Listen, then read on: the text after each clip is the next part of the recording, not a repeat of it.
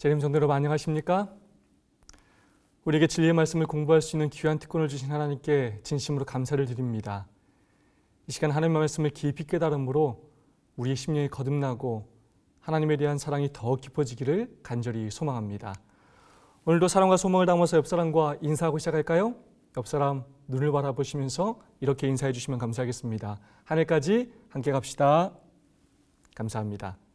오늘은 제 11과를 살펴보도록 하겠습니다. 제목은 새 언약의 성소입니다. 우선 이번 주와 함께 실천해 볼 TMI를 살펴보겠습니다. 가난한 이웃에게 입을 만한 의복을 주세요. 쇼핑카트를 제자리에 되돌려 놓으세요. 상대가 좋아할 만한 책을 선물하세요. 전도는 하나님의 마음을 품는 것입니다. 왜냐? 하나님의 마음을 전해야 하기 때문입니다. 그러므로 전도는 방법의 문제가 아니라 마음의 문제입니다. 바른 마음으로 시작해야 활용하는 방법들이 가치가 있고 효과가 있습니다. 예수님의 모든 전도의 시작은 바로 영혼에 대한 사랑이었습니다. 그 마음으로 사람들의 유익을 소원하는 분으로 사람들에게 다가가셨습니다. 그래야 그들에게 당신의 동정심을 보여주셨습니다. 불쌍히 여기셨습니다. 그들이 행복해지기를 바라셨습니다. 그런 마음으로 그들의 필요를 채우는 봉사를 하셨습니다. 그렇게 하심으로 사람들에게 신뢰를 얻으셨습니다. 그렇게 하셨기 때문에 나를 따라오라고 당신의 복음을 전하실 수 있으셨습니다. 예수님의 전도는 예수님의 그 마음이 그들에게 전해진 것입니다. 그런 의미에 있어서 전도는 좋은 방법으로 하는 것이 아니라 예수님의 마음으로 하는 것입니다. 예수님의 그 마음이 우리에게 있으면 좋은 방법이 생기는 것입니다. 뜻이 있는 곳에 길이 있는 것입니다. 예수님의 그 마음은 자연스럽게 삶을 통해 전해지게 되는 것입니다. 우리는 매일 만나는 사람들에게 예수님의 마음으로 다가가고 있습니까? 오늘 우리에게 예수님의 그 마음이 있습니까? 그래서 우리에게 기도가 필요합니다. 예수님의 그 마음을 달라고, 예수님처럼 나도 영혼을 사랑할 수 있게 해달라고, 예수님을 닮아가게 해달라고 기도해야 합니다. 전도의 목적은 다른 사람을 구원하기 이전에 예수님의 마음을 품고 살아감으로 내가 변화되고 내가 구원받는 것입니다. 그러므로 내 마음으로 하려고 하지 말고, 내 방법대로 하려고 하지 말고 예수님의 마음으로, 예수님의 방법으로 하게 해달라고, 예수님처럼 살게 해달라고 기도하는 저와 여러분이 되기를 소망합니다. 그래야 우리의 모든 삶을 통해 예수님이 전해질 수 있기를 소망합니다. 11과 기억실 말씀을 함께 봉독해 보겠습니다. 히브리서 9장 15절의 말씀입니다. 이로 말미암아 그는 새 언약의 중보자시니 이는 첫 언약 때의 범한 죄에서 속량하려고 주구사 부르심을 입은 자로 하여금 영원한 기업의 약속을 얻게 하려 하심이라. 아멘. 지난주에 저희는 새 언약에 대하여 배웠습니다. 그리고 앞으로 나머지 세 주도 새 언약에 대하여 배우게 될 것입니다. 지난주에 배웠던 새 언약에 대해 잠깐만 복습을 해볼까요? 여러분, 새 언약이 어떤 언약이었습니까? 이 새 언약에서 이 새라는 말은 히브리어로 하다시라는 말이었습니다. 새롭게 하다 혹은 회복시키다라는 의미를 가지고 있었습니다. 특별히 이전과 다른 질적으로 새로운 것을 의미하였습니다. 지난주에 중점적으로 배웠던 내용이 무엇이었느냐? 하나님의 첫 언약이 문제가 있어서가 아니라 사람들에게 문제가 있었기 때문에 하나님께서 다시 새로운 언약을 주셨다는 내용이었습니다. 그러므로 새 언약은 신의 언약을 갱신하고 회복하며 영구적으로 지속시키는 언약이라는 것입니다. 교과 136페이지의 말씀입니다. 새 언약은 어떤 의미에서 새로워진 언약이라 할 수 있다. 새 언약은 첫 번째 언약의 완성이요 성취이다. 이 새 언약이 시내산에서의 그 언약과 크게 다르지 않다는 것입니다. 하나님의 언약과 율법은 변함이 없습니다. 무엇이 새로워진 것이냐? 바로 언약 대상자인 우리들의 마음이 새로워지는 것을 의미합니다. 늘 변덕스러운 우리의 마음이 문제지 하나님의 언약과 율법에 문제가 있는 것이 아니라는 것입니다. 그러므로 새 언약은 신의 언약의 갱신이요, 완성이요, 성취라는 것입니다. 그리고 그 모든 언약의 핵심은 바로 하나님께서 우리의 하나님이 되시고 우리가 그분의 백성이 되는 것이었습니다. 다른 언약과 마찬가지로 새 언약의 목적 또한 마찬가지였습니다. 내가 너의 하나님이 될게. 나의 백성이 되어다오. 그래서 나와 영원히 함께 살자라고 하시는 하나님의 프로포즈였던 것입니다. 새 언약이 중요했던 이유는 바로, 그리고 새 언약이 영원한 하나님의 언약인 이유는 바로 그 새 언약의 초점이 예수 그리스도에게 있기 때문입니다. 그 사실에 대하여 은혜로 맺은 새 언약 117페이지는 이렇게 말하고 있습니다. 새 언약은 예수 그리스도께 초점을 두기 때문에 신자들에게 중요한 의미가 있다. 실체이신 예수님께서 당신의 피와 봉사를 통해 완전한 성취를 이루셨기 때문입니다. 동물의 피가 아닌 십자가에서 당신의 피로 그 언약을 비준하셨기 때문입니다. 더 아름다운 직분을 얻으시고 더 좋은 언약을 세우시고 더 좋은 언약의 중보자가 되셨기 때문입니다. 새 언약과 관련된 핵심 단어를 정리하면 다음과 같습니다. 새 언약은 은혜 언약입니다. 왜냐?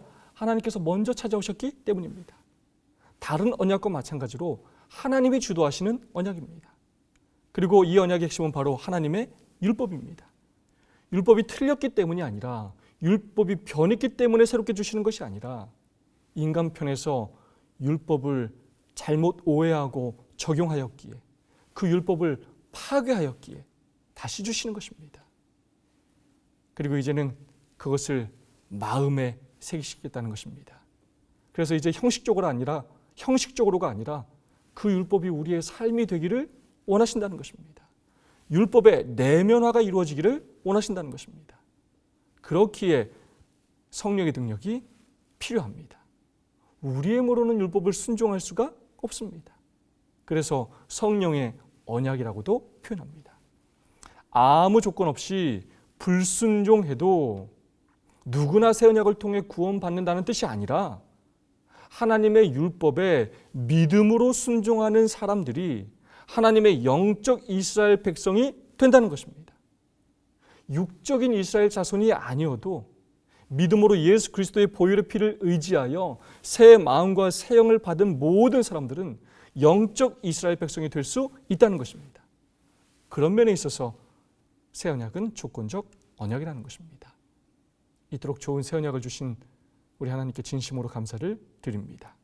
오늘은 그 새 언약의 의미를 한층 더 깊이 깨닫게 해주는 성소 제도를 통해 새 언약이 담긴 구속의 진리, 곧 하나님의 사랑을 배우도록 하겠습니다.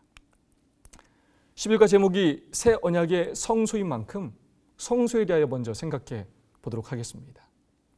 하나님께서 이스라엘 백성들에게 구속의 진리를 깨닫게 하시기 위하여 성소 제도를 통하여 첫 언약을 가르치셨습니다. 그 봉사의 핵심은 바로 동물의 희생제물의 희생과 또 제사장의 중보 사역이었습니다. 동물이 희생되었고 그 희생의 핵심인 피는 제사장의 중보 사역을 통해 성소로 전달되었습니다. 이 성소 제도는 예수님 안에서 발견되는 구원의 상징들이요, 구원의 과정과 그 참된 의미를 가르쳐주는 구속의 경륜의 축소판이었습니다. 예수님의 참된 희생을 예표하는 제도였지 그 자체의 구원이 있지는 않았습니다. 구약의 성소는 참것의 모형이요, 그림자요, 상징이 불과했습니다. 궁극적으로 예수님을 드러내는 것이 목적이었습니다. 이를 서줍니다. 언약의 관계적인 측면입니다. 우선 두 성경절을 살펴보겠습니다. 레위기 26장 11절로 12절의 말씀입니다. 내가 이 성막을 너희 중에 세우리니 내 마음이 너희를 싫어하지 아니할 것이며 나는 너희 중에 행하여 너희의 하나님이 되고 너희는 내 백성이 될 것이니라. 출애굽기 25장 8절의 말씀입니다. 내가 그들 중에 거할 성소를 그들이 나를 위하여 짓되. 여러분, 왜 하나님께서 성소를 건축하셨습니까? 성경은 그 이유가 무엇이라고 말하고 있습니까? 내가 그들 중에 거할 성소, 바로 함께 있고 싶기 때문입니다. 여러분, 왜 함께 있고 싶습니까? 바로 사랑하기 때문입니다. 구약의 성소제도가 첫 언약의 진리를 가르쳐주고 참것의 모형을 보여주며 구속의 과정을 보여주는 중요한 기능들을 하고 있지만, 이 언약의 관계적인 측면에서 생각하자면 성소를 세우신 근본 목적은 바로 함께하기 위함이라는 것입니다. 이런 글과 그림을 얼마 전에 보았습니다. 데이트 끝나고 집 가는 버스 안. 데이트가 끝나고 혼자 집 가는 길에 항상 하는 상상.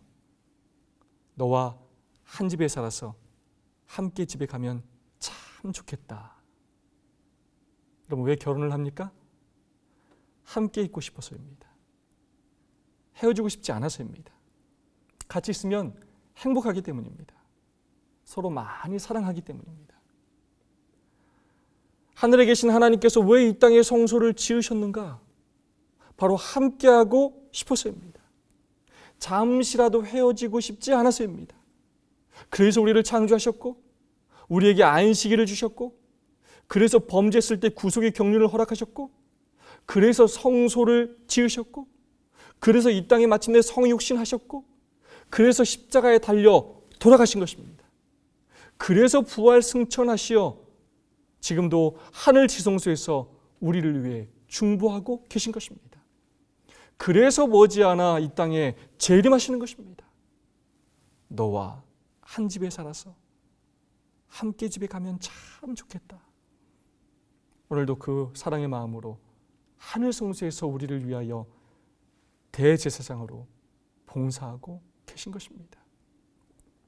이처럼 이 성소는 우리와 하나님의 관계가 어떤 관계인지를 보여주고 있는 것입니다. 하나님께서 우리를 얼마나 사랑하시는지, 얼마나 우리와 함께 있고 싶어 하시는지를 보여주고 있습니다. 이 표현을 좀 더 깊이 생각해 보기를 원합니다. 레위기 26장 11절의 말씀입니다.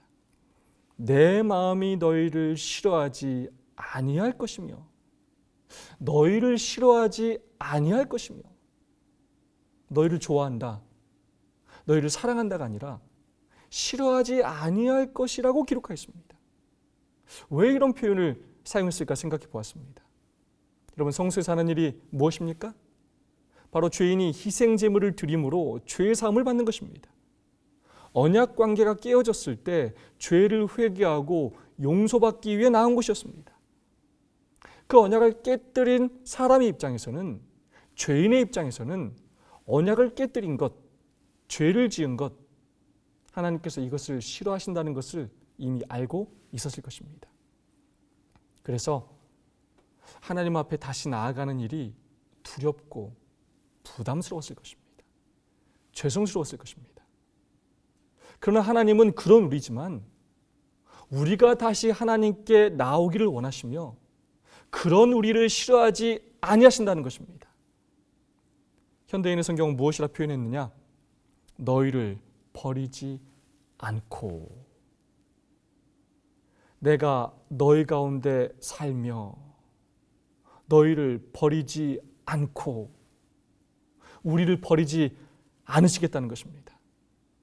자주 결심하고 노력하지만 이내 반복하여 죄를 짓는 연약하고 염치 없는 죄인이지만, 그래서 하나님 앞에 나오는 것이 죄송스럽지만, 부끄럽지만, 우리가 하나님께 나오는 것을 우리 하나님은 싫어하지 않으신다는 것입니다.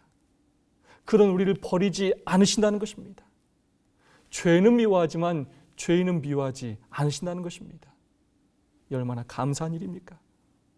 희생 제물과 제사장을 의지하여 하나님께 나아오면, 예수님께 죄를 맡기고 회개하면 내가 다시 너희의 하나님이 될 것이고 너희는 나의 백성이 될 것이다. 그래서 우리는 함께 영원히 살게 될 것이다 말씀하시는 것입니다. 성소를 건축한 목적이 바로 언약을 주신 목적과 동일하다는 것입니다. 결국 우리와 함께 하시기 위해, 우리의 하나님이 되시고 우리를 당신의 백성 삼으시기 위하여 주신 것입니다.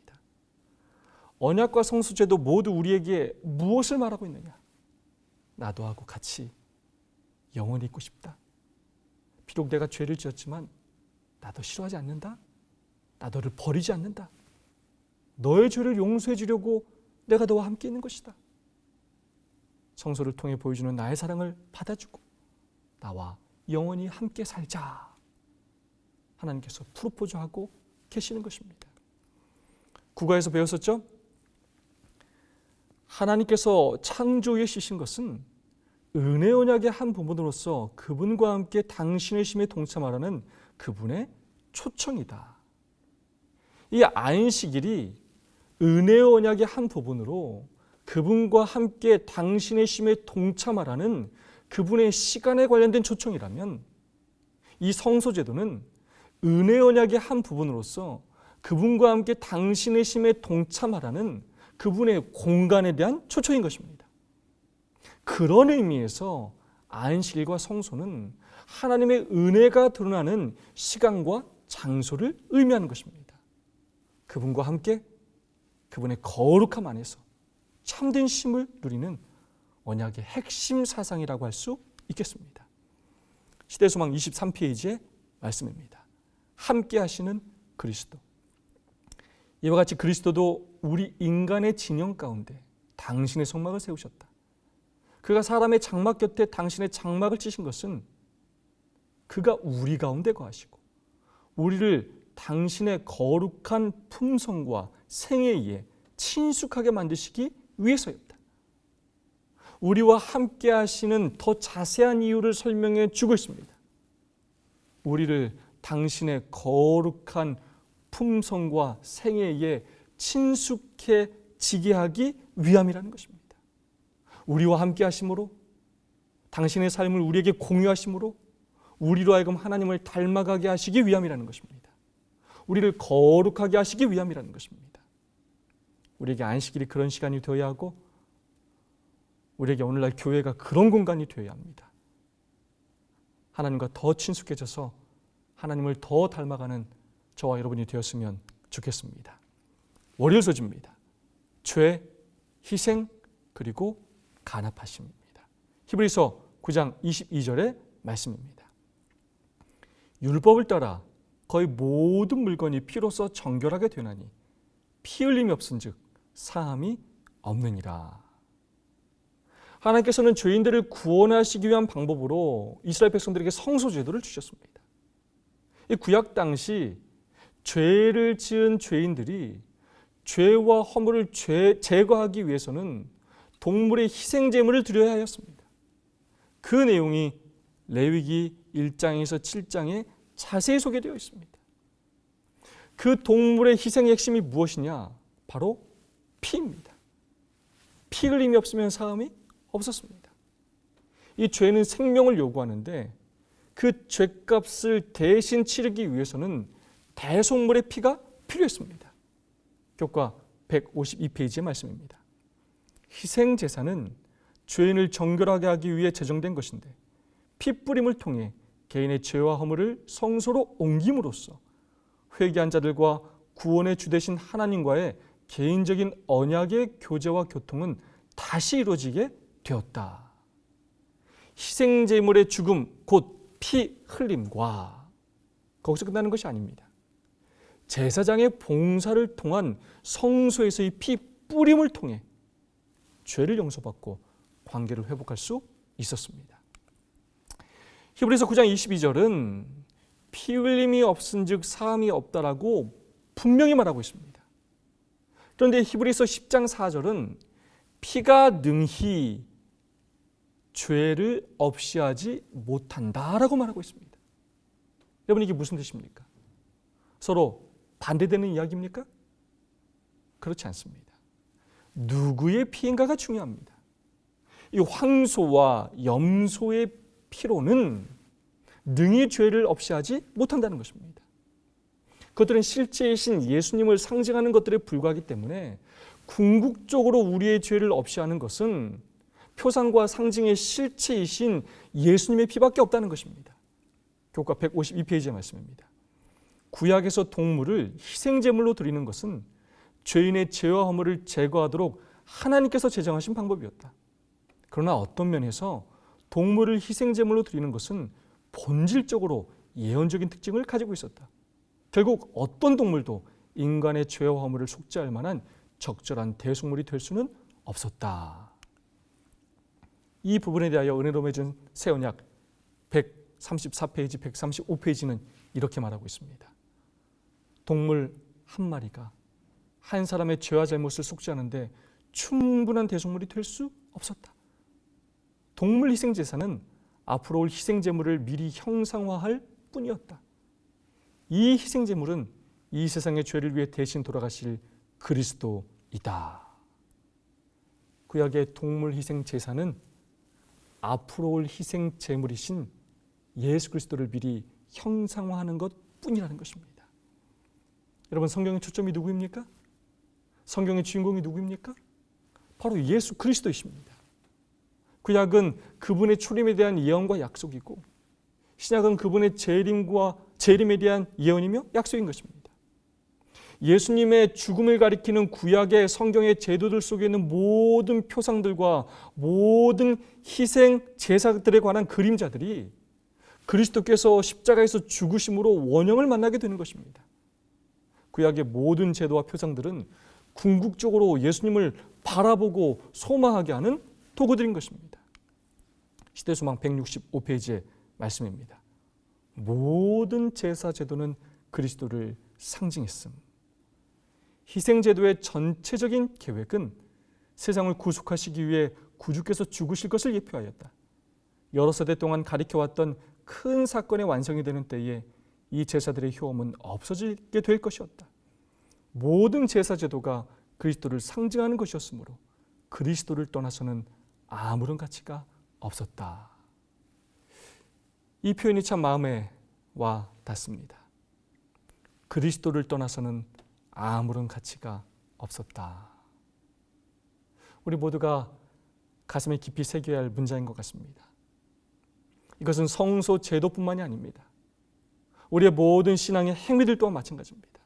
우리의 전도, 우리의 설교, 우리의 봉사 모두 마찬가지입니다. 대단한 열심, 대단한 헌신도 그리스도를 떠나서는 아무런 가치가 없습니다. 우리의 모든 삶 또한 마찬가지입니다. 대단한 부귀영화, 남들이 우러러보는 그 성공도 그리스도를 떠나서는 아무런 가치가 없습니다. 예수님이 함께 하셔야 합니다. 예수님을 높이는 삶이 되어야 합니다. 예수님을 드러내는 삶이 되어야 합니다. 나의 공로와 의는 사라지고 오직 예수님만 드러내는 삶이 되어야 합니다. 저와 여러분의 삶이 오직 예수의 삶이 되기를 간절히 소망합니다. 월요수지 교훈의 말씀입니다. 죄인이 하나님 앞에서 용서받은 자의 신분으로 받으신 바 되는 것은 우리의 죄를 위해 대속적인 죽음을 당하신 예수 그리스도의 희생 덕분이다. 오늘 우리가 믿음 안에서 그것도 재림교인으로 남은 머리로 살아가는 것 다 예수님 덕분입니다. 이 땅에서의 삶으로 그치지 않고 영원한 생명을 얻게 되는 것 다 예수님의 희생 덕분입니다. 나의 공로와 의를 드러내지 말고 그 놀라운 은혜에 감사하며 보답하며 살았으면 좋겠습니다. 예수님의 희생 덕분에 우리가 축복받고 구원받았듯이 우리의 희생 덕분에 우리의 가족들과 이웃들이 축복받고 예수님을 알게 되기를 진심으로 소망합니다. 화요일소지입니다. 제목은 대속입니다. 갈라디아서 1장 4절의 말씀입니다. 그리스도께서 하나님 곧 우리 아버지의 뜻을 따라 이 악한 세대에서 우리를 건지시려고 우리 죄를 대속하기 위하여 자기 몸을 주셨으니. 마태복음 20장 28절의 말씀입니다. 인자가 온 것은 섬김을 받으려 함이 아니라 도리어 섬기려 하고 자기 목숨을 많은 사람의 대속물로 주려 함이니라. 구약시대의 성소에서 희생제물이 드려진 것은 바로 죄인의 생명 대신 그 동물이 희생을 당한 것입니다. 그리고 그 동물의 희생의 실체이신 예수님께서 십자가에 달려 돌아가신 것 역시 자신의 죄 때문이 아니라 죄인들의 죄를 위하여 대신 둘째 사망을 당하신 것입니다. 예수 그리스도의 이 대속이라는 이 진리는 모든 구원의 계획의 기초입니다. 다른 종교에서는 찾아볼 수도 없고 감당할 수도 없는, 세상의 다른 잡신들과는 비교조차 할 수 없는, 오직 창조주만이 하실 수 있는 사랑과 능력의 예수님이기에 가능하고 예수님이기에 감당하실 수 있는 놀라운 사랑과 희생인 것입니다. 위대한 희생인 것입니다. 이런 기사를 며칠 전에 보았습니다. 내 케이크 값을 누가 치렀다. 천국의 낯선 이가 준 뜻밖 선물. 미국 인디애나폴리스에 사는 캐롤린 믹은 인근 슈퍼에 예약해둔 생일 케이크를 받으러 갔다가 뜻밖의 선물을 받았다고 합니다. 케이크 값을 치르려고 하자 점원이 누군가 이미 값을 치렀다고 한 것입니다. 그러면서 쪽지 한 장을 건넸습니다. 그 쪽지의 내용은 이러했습니다. 오늘은 내 아들의 35번째 생일입니다. 천국에서 맞이하는 5번째 생일이기도 하죠. 내 아들을 그리워하며 당신의 케이크 값을 냈습니다. 맛있게 드시고 특별한 추억을 만들길, 그리고 아이들과 사랑하는 이들을 꼭 끌어안아 주세요. 내 아들도 케이크를 무척 좋아했답니다. 타일러의 어머니. 5년 전에 의사였던 아들이 30살의 나이에 갑자기 돌연사를 했다고 합니다. 그러면서 아들의 생일을 기억하며 이런 이벤트를 했다고 합니다. 참 가슴 아프면서도 감동적이죠. 이 케이크 선물을 받은 믹은 그 쪽지를 보며 남편과 함께 울었다고 합니다. 그리고 그 감동적인 소식을 페이스북에 올렸다고 합니다. 케이크 값을 대신 내준 것만으로도 이렇게 감동을 받고 울기도 하는데, 이 케이크 값을 대신 내주는 것도 사실 쉬운 일이 아닌데, 우리 예수님께서 우리 대신 무엇을 주셨다고요? 어떤 값을 치르셨다고요? 인간으로 이 땅에 오셔서 대신 죽으셨습니다. 우리가 당해야 할 둘째 사망을 대신 당하셨습니다. 우리의 죄값을 대신 치르셨습니다. 케이크 값 정도가 아닙니다. 온 천하를 주고도 바꿀 수 없는 그분의 생명을 버리셨습니다. 우리는 얼마나 더 감사해야 하겠습니까? 우리는 얼마나 더 감격하고 눈물을 흘려야 하겠습니까? 우리는 얼마나 더 이 사실을 다른 사람들에게 알려야 하겠습니까? 대소에 관련된 성경 말씀 몇 구절을 더 살펴보겠습니다. 마태복음 26장 28절의 말씀입니다. 이것은 죄 사함을 얻게 하려고 많은 사람을 위하여 흘리는 바 나의 피 곧 언약의 피니라. 우리의 죄를 사해 주시기 위해 많은 사람의 구원을 위하여 피를 흘리셨다는 것입니다. 고린도전서 5장 7절의 말씀입니다. 우리의 유월절 양 곧 그리스도께서 희생이 되셨느니라. 유월절 양이신 예수님께서 대신 희생하셨다는 것입니다. 베드로전서 1장 18절로 19절의 말씀입니다. 대속함을 받은 것은 은이나 금같이 없어질 것으로 된 것이 아니요 오직 흠없고 점없는 어린 양 같은 그리스도의 보배로운 피로 한 것이니라. 동물의 피 말고, 은이나 금같이 없어질 것 말고, 창조주이신 예수 그리스도의 보배로운 피로 우리의 죄값을 대신 치르셨다는 것입니다. 교과 154페이지의 말씀입니다. 그리스도의 죽음이 죄인을 대속하기 위한 죽음이라는 진리에서부터 다른 모든 진리가 시작된다. 우리의 회복과 자유와 용서와 낙원에서의 영생의 소망은 예수께서 행하신 일, 곧 우리의 죄를 위해 자기 몸을 들이신 사실에 근거하고 있다. 그것이 없이는 우리의 믿음도 의미가 없는 것이다. 구원은 오직 그리스도의 보혈을 통해서만 이르러 온다. 예수님의 이 대속의 사랑이 없으면 우리의 믿음도 아무 의미가 없다는 것입니다.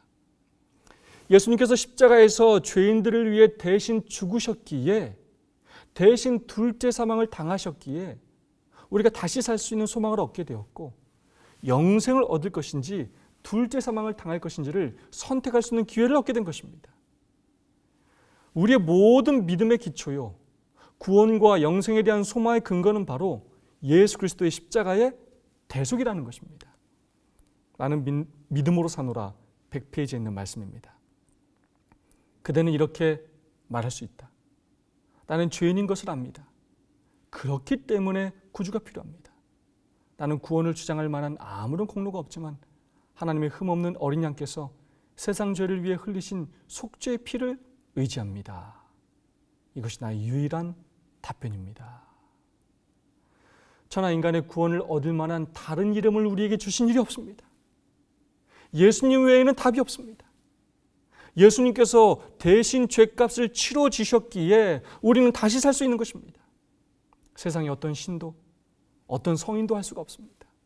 아무리 좋은 말을 했어도, 아무리 위대한 일을 했어도, 아무리 대단한 존재여도 우리의 구원자가 될 수 없습니다. 그 누구도 우리의 죽음의 문제를 해결할 수가 없습니다. 누구도 자신의 죽음으로 다른 사람의 죄값을 해결할 수가 없습니다. 스스로 그 죄 문제를 해결할 수 있는 존재 자체가 없습니다. 어떤 노력과 열심으로도 할 수가 없습니다. 우리는 무력합니다.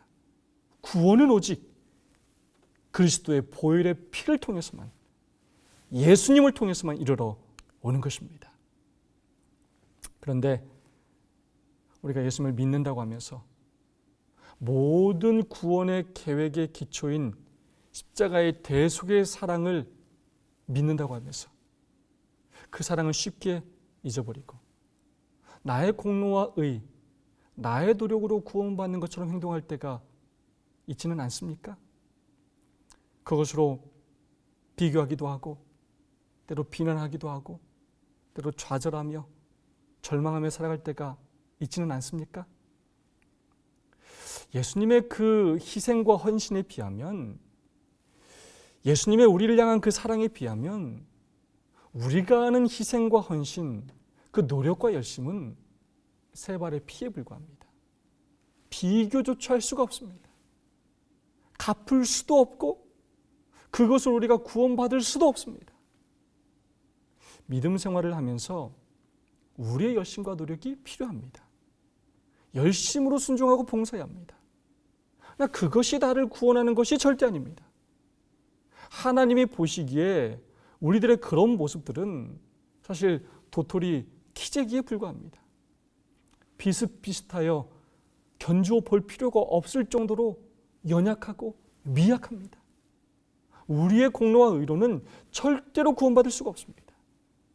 최선을 다하고 열심을 내되 그것으로 비교하며 자만하지 말아야 하고 또 그것으로 절망하지도 말아야 합니다. 우리는 오직 그리스도의 보혈의 피를 통해서만 구원받는 것입니다. 나를 바라보지 말고 또 다른 사람들을 바라보지 말고 더 자주 십자가를 바라봐야 합니다. 가려 뽑은 기별 1권 321페이지의 말씀입니다. 보혈만이 대속할 수 있음. 예수님께서는 우리의 대속 제물이시다. 우리는 우리 자신을 위하여 대속할 수 없다. 그러나 우리는 믿음으로 이미 이루어진 대속을 받아들일 수는 있다. 구원이 우리 모든 인간에게 이르게 된 것은 우리 구세주께서 무한하신 희생을 치르시고 형언할 수 없는 고난을 당하신 때문이었다. 우리는 우리 자신을 위하여 대속할 수가 없습니다. 그러나 오늘 우리가 할 수 있는 일이 있다는 것입니다. 믿음으로 이미 이루어진 대속을 받아들이는 일인 것입니다. 이 놀라운 축복을 어찌 거절할 수 있겠습니까? 감사함과 기쁨으로 받아들이는 저와 여러분이 되기를 소망합니다. 그리고 놀라운 소식을 다른 사람들에게 전할 수 있기를 간절히 소망합니다. 수요일 소주입니다. 새 언약의 대제사장입니다. 히브리서 8장 4절로 6절의 말씀입니다. 예수께서 만일 땅에 계셨더라면 제사장이 되지 아니하셨을 것이니 이는 율법을 따라 예물을 드리는 제사장이 있습니다. 그들이 섬기는 것은 하늘에 있는 것의 모형과 그림자라. 모세가 장막을 지으려 할 때에 지시하심을 얻은과 같으니 이르시되 삼가 모든 것을 산에서 내게 보이던 본을 따라 지으라 하셨느니라. 그러나 이제 그는 더 아름다운 직분을 얻으셨으니 그는 더 좋은 약속으로 세우신 더 좋은 언약의 중보자시라. 지상성소가 하늘성소의 모형과 그림자였고 예수님께서 이제 하늘성소에서 더 아름다운 직분으로 더 좋은 언약으로 더 좋은 언약의 중보자로 하늘성소의 대제사장의 직분을 감당하고 계심에 대하여 말하고 있습니다. 지난주에 배웠었죠? 예수님의 십자가 사건으로 지상 성소의 봉사가 끝났고 이제 하늘 성소의 봉사가 이루어지고 있음을 우리에게 가르쳐주는 책이 바로 히브리서입니다. 히브리서는 부활하여 승천하신 예수님께서 지금 어디에서 무엇을 하시는지를 우리에게 가르쳐주고 있습니다. 여러분, 그런데 무엇을 하고 계십니까?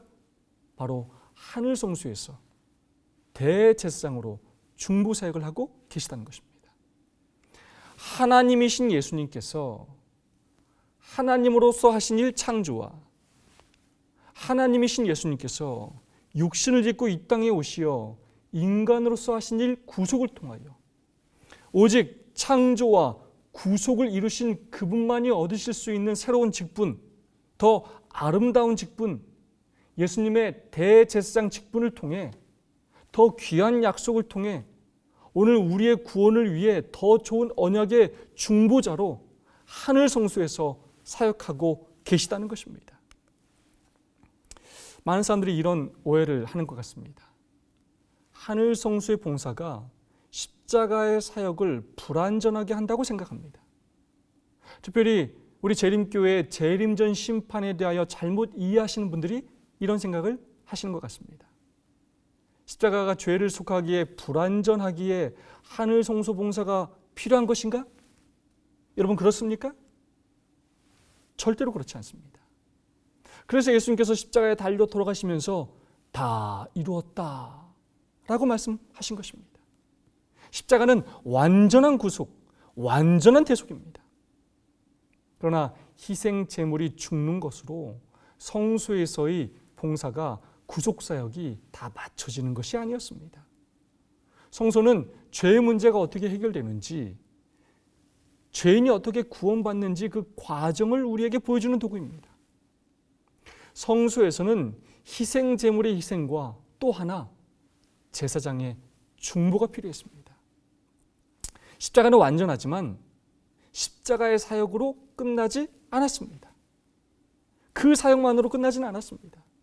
그래서 구속사역은 뜰에서의 사역, 그리고 성소에서의 사역, 그리고 지성소에서의 사역으로 나눠져 있었습니다. 번제잔, 즉 뜰에서의 봉사가 완전해야 그 다음 단계에 나갈 수 있었습니다. 그래야 피를 가지고 성소에 들어가 죄를 전갈 수 있었고, 그래야 1년에 한 번 대속제일에 지성소에 들어가 죄를 소멸할 수가 있었습니다.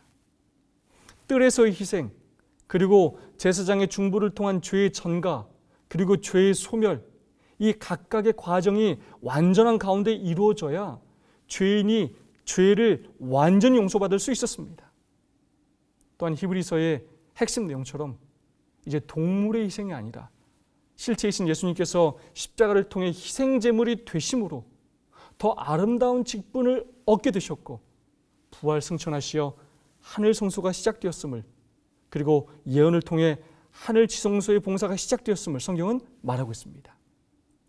그리하여 머지않아 죄가 완전히 소멸되고 예수님께서 지성소에서 나오심으로 심판이 이루어짐을 성경은 말하고 있습니다. 정리하자면 십자가의 사역이 완전하였기에 하늘 성소의 사역이 시작될 수 있었다는 것입니다. 하늘 성소는 그 십자가 사역의 완전함을 증거하는 증거물이라고 할 수 있겠습니다. 다시 한번 복습해 볼까요? 구약의 성소 제도 자체에 구원이 있지 않았습니다. 구약의 성소는 참것, 곧 하늘 성소에 대한 모형에 불과했습니다. 실체이신 예수님을 보여주는 도구에 불과했습니다. 그래서 짐승의 피로는 죄를 완전히 속할 수가 없었습니다. 지상 성소는 결국 예수님 안에서 발견되는 구원의 상징들에 불과하였습니다. 이제는 실체이신 예수님의 희생, 즉 십자가의 사건과 하늘 성소에서의 예수님의 대제사장의 중보를 통해 지상 성소에서 보여주셨던 그 구속의 사역이 하늘에서 이루어지고 있다는 것입니다. 교회 증언 2권 105페이지의 말씀입니다. 예수님의 중보 사역. 사단은 영혼을 죄짓게 만들고 그 죄로 인해 기뻐한다.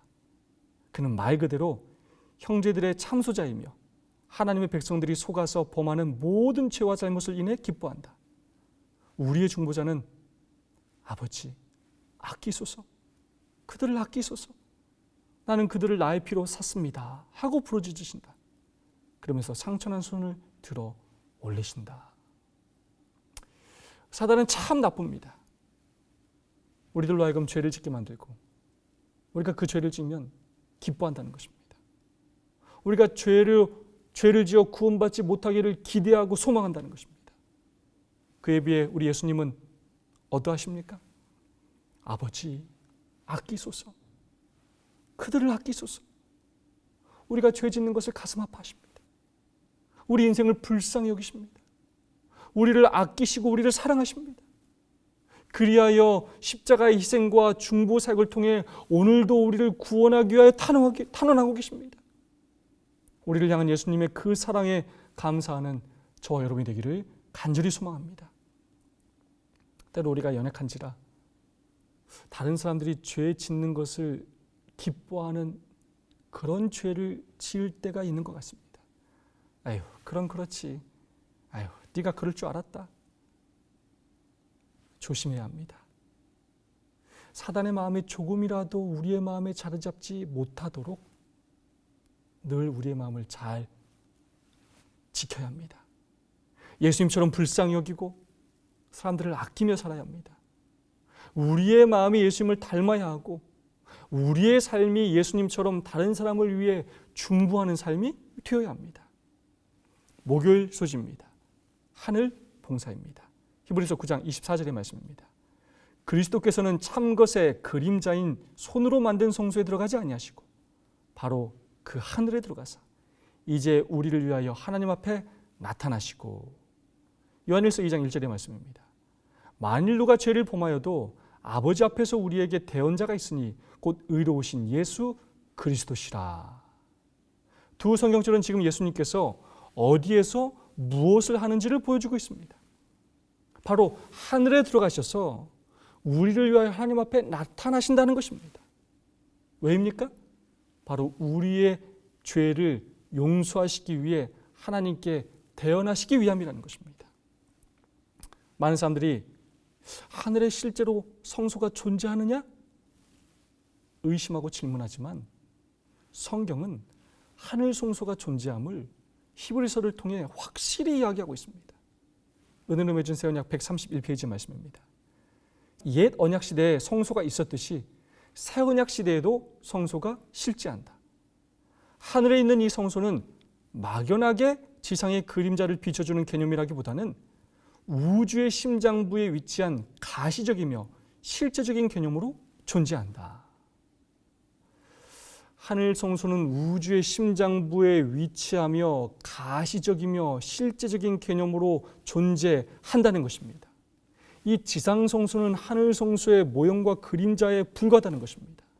이 지상 성소가 존재한다는 것은 하늘 성소가 존재한다는 의미입니다.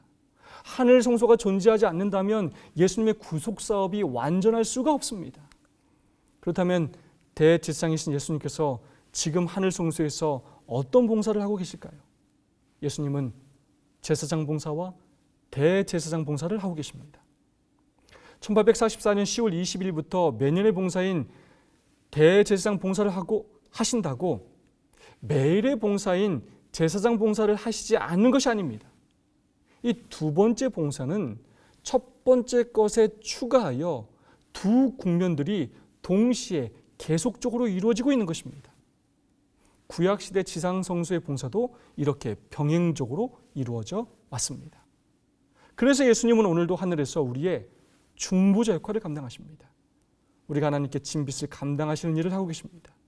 또한 중재자 역할을 감당하십니다. 하나님과 우리 사이의 연결고리 역할을 하고 계십니다. 창조와 구속을 통해 얻으신 더 아름다운 직분을 얻으셨기에 가능한 사역입니다. 또한 간구자 역할을 하십니다. 우리를 위해 하나님 앞에서 간구하시는 일을 하고 계십니다. 또한 변호자 역할과 대언자 역할을 감당하십니다. 하나님 앞에서 자복한 성도들의 죄를 용서하기 위해 일하고 계십니다. 사단이 우리를 참소할 때 예수님은 우리의 구원을 위해 우리의 변호사가 되어주십니다. 우리의 구원을 위해 우리를 위하여 그들을 아끼소서 하며 탄원하고 계십니다. 오늘 우리의 눈에 보이지 않지만 우리는 하늘 성소를 통해 예수님께서 어떤 일을 하고 계시는지 우리는 확실히 알 수 있습니다. 오늘도 우리의 구원을 위해 쉬지도 않으시고 일하고 계시다는 것입니다. 중보자와 중재자로, 간구자와 변호자로 우리를 구원하시기 위해, 우리의 하나님이 되시고 우리를 당신의 백성 삼으시기 위해 지금도 일하고 계시다는 것입니다. 그 예수님의 희생과 봉사를 통해 오늘 우리가 살아가고 있는 것입니다. 예수님의 그 봉사를 통해 오늘 우리가 어떤 축복을 누리고 있느냐? 히브리서 10장 19절입니다. 성소에 들어갈 담력을 얻게 하셨다는 것입니다. 히브리서 10장 20절입니다. 새롭고 산 길을 우리에게 제공하셨다는 것입니다. 히브리서 4장 16절 말씀입니다. 은혜의 보좌 앞에 담대히 나갈 수 있게 되었다는 것입니다. 이 모든 축복이 예수님의 하늘 성소 봉사를 통해 이루어지고 있다는 것입니다. 금요일서지입니다. 더 깊은 연구를 위해 시대소망 357페이지의 말씀입니다. 예수께서는 계속해서 말씀하신다. 그대가 사람들 앞에서 나를 시인하면 나도 하나님과 천사들 앞에서 그대를 시인할 것이다. 그대는 세상에서 나의 증인이며 나의 은혜가 세상을 치유하기 위하여 흐를 수 있게 하는 통로가 되어야 한다. 그와 같이 나도 하늘에서 그대의 대표자가 될 것이다. 하늘 아버지께서는 그대의 결함이 있는 품성을 보지 아니하시고 나의 온전함을 옷 입는 것을 보신다. 나는 하늘의 축복을 그대에게 전하여 주는 매개체이다. 우리가 하늘에 마침내 가지고 가는 것은 품성이다라는 말을 자주 합니다.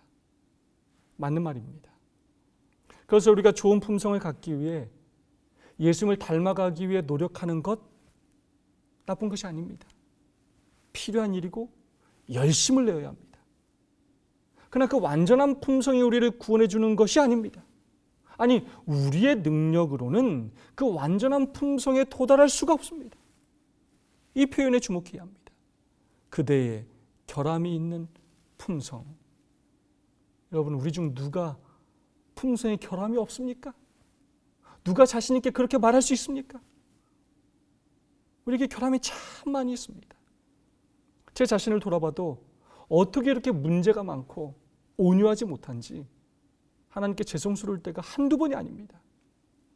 그런데 오늘도 제가 하나님을 믿으며 목사로 살아갈 수 있는 유일한 이유는 바로 그 다음 구절 때문입니다.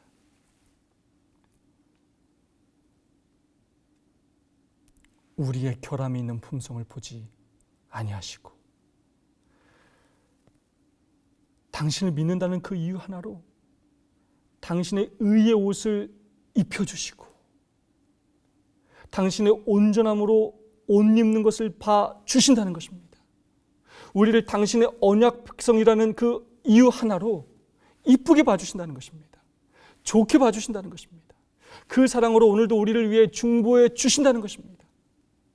세상 사람들과는 다른 눈으로 우리를 바라보시고 끝까지 우리의 편이 되어주시며 우리의 구원을 위해 오늘도 탄원하시는 그 예수님의 사랑과 은혜에 감사하는 저와 여러분이 되었으면 좋겠습니다.